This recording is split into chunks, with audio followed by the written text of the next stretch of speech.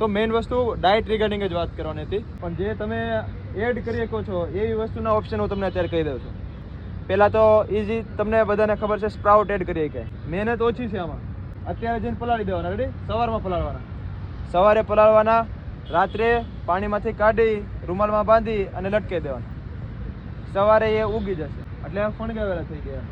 પનીર વસ્તુ છે, પનીર થઈ ગયું, ટોફુ થઈ ગયું, એ બધી વસ્તુ તમારા ડાયટની અંદર એડ કરો.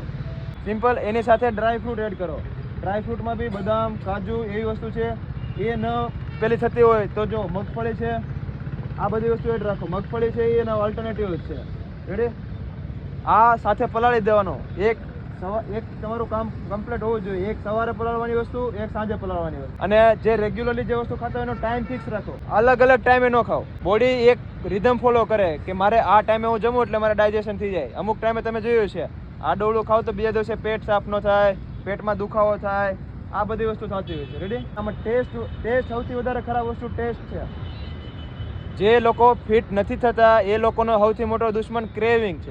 મીઠું ખાવાનું થાય, મન થાય, ખાઈ લીધું.